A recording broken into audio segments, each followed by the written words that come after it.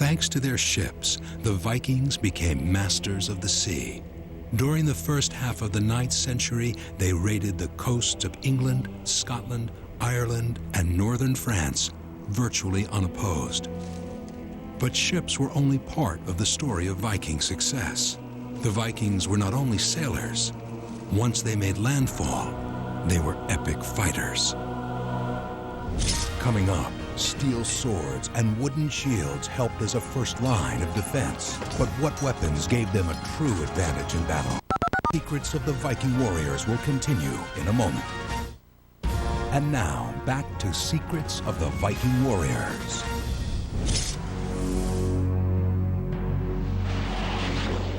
The word Viking conjures an immediate image of a Dark Age warrior, clad in chain mail, armed to the teeth with sword and axe. On his arm, a brightly painted wooden shield. But what kind of weapons technology did the Vikings really have? In recent years, archaeologists have turned up a few surprises. Here at Trondheim Museum in Norway are stored the remains of over 1,000 Viking weapons.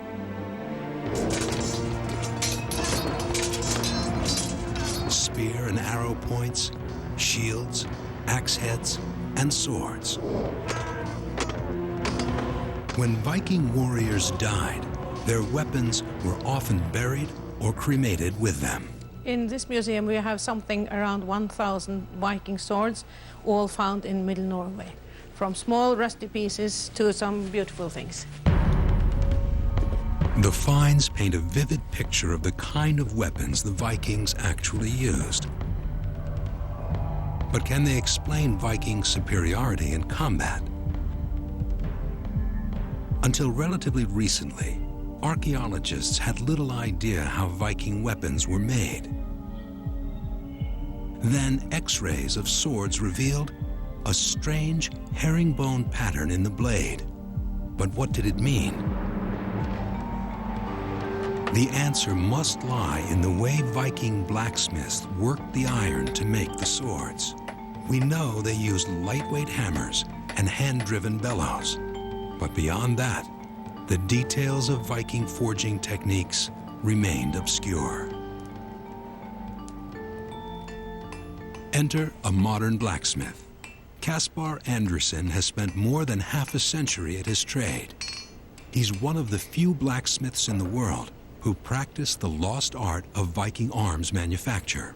According to Andersen, Viking weapons were not pressed out of single pieces of steel as we do today. They were assembled piecemeal. They built up the material either for a sword, spear, arrows, axes. They were all built up. It's called pattern welding. A blade is a composite of 3 or more thin strips of metal, hammered and twisted and finally welded together. You start by bending one bar, put this one on, and then you can forge it together and afterwards weld it. But surprisingly, many of the weapons in Trondheim appear to have been shoddily made, with uneven, poor quality welds. Not what you'd expect from the top warriors of their day. Some of these are not good. And some of them are so bad that one archaeologist in Oslo said she would never risk her life using a sword like that. Perhaps the uneven heat given out by hand-driven bellows accounts for the uneven quality of many of the weapons found. But whatever the reason, it seems pattern welding was a hit-and-miss affair. In short, Viking weapons were no better than anyone else's. So what gave the Vikings the edge in combat? If their weapons weren't special, maybe their armor was. Maybe Vikings were so well protected, they were simply harder to kill. How effective Viking armor really was in combat has always been a matter of conjecture, until now.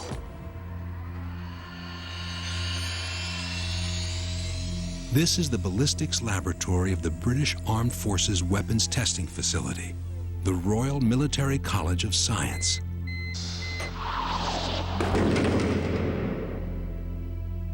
The lab usually checks the effectiveness of body armor worn by today's security forces against modern weapons. But for one day only, it's being put to a different use. We've asked the scientists here to test the defensive capability of Viking armor. Aiding them in their quest is Viking combat expert Kim Sidorn. Today, he's brought along a selection of accurate replicas of Viking-age weapons and armor. With machines like this drop tower, the ballistics team can precisely set the energy and speed needed to deliver a fatal blow. A replica battle axe is about to meet a round shield typical of those used by the Vikings. At first, it bounces off. The reason? The blade is striking across the grain of the wooden shield. But when the blade strikes along the grain of the shield is split. Perhaps another mystery solved. Possibly Viking warriors in the 8th and 9th centuries painted their shields with brightly colored patterns, not simply to decorate them, but to hide the grain from the eyes of an attacker.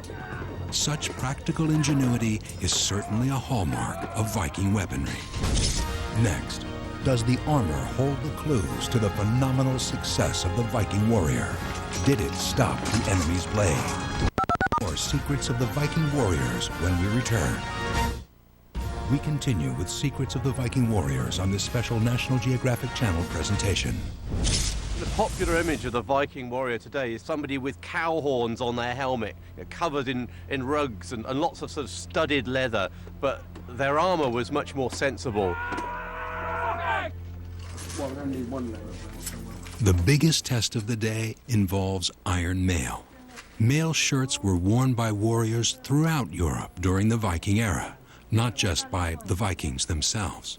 It was generally made by riveting together hundreds of small iron rings, but the precise design and manufacture varied. Kim Sidorn has brought along 3 different types of replica mail. Although all these examples are riveted mail, such as would have been available 1,000 years ago, not all riveted mails are created equal.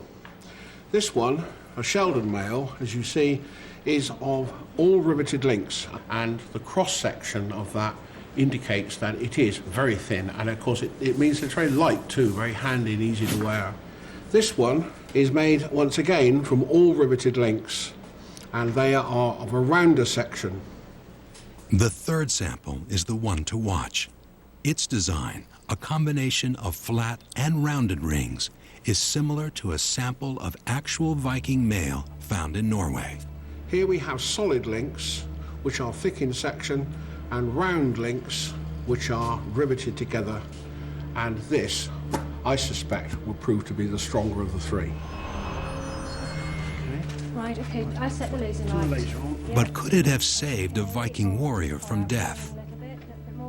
To compare the effectiveness of the 3 types of mail, a compressed air cannon will fire a replica spear blade at each sample in turn.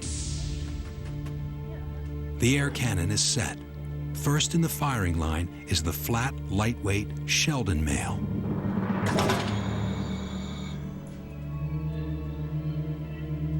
The mail offers virtually no protection.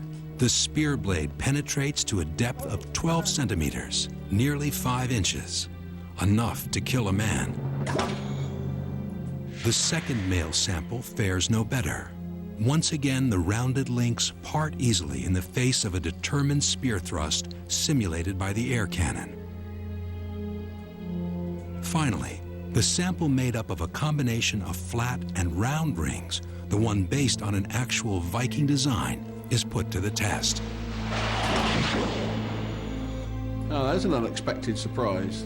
That was the strong sample, and the blade has penetrated it. Not what I expected at all. Against expectation, the combination mail also failed to resist the spear thrust. But measurement of the degree of penetration reveals something significant. The blade only pierced the mail to a depth of 3 centimeters, just over an inch. Maybe the mail would be more effective if worn with something else, a lesson the Vikings must have learned. So, if this sample was placed over padding, maybe the spear wouldn't penetrate at all. Despite the violence of the blow, Kim Sidorn believes that the mail and padding worn together have proven capable of stopping the spear. One finger. And that has no parallel hole on the inside. So the mail and the padding have done their job. In the ballistics test, the kind of mail the Vikings may have used turned out to be the strongest. But strong mail cannot alone explain how Viking warriors dominated Dark Age combat for nearly 200 years. The Vikings were not invincible. Their shields could be smashed, their mail pierced. They could die like anyone else. So what secret battlefield ingredient did they possess that their foes did not?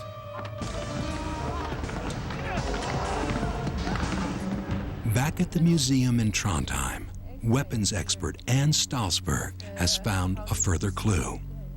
X-ray analysis of swords recovered from local Viking burial sites has revealed something strange. Beneath centuries of corrosion, clearly visible, are mysterious signs and inscriptions, decoration that was both intricate and costly. This sword has on one side something like a worm or a snake. That's on one side. On the other side of the sword, we have this sign. We don't know what it means. It's unique.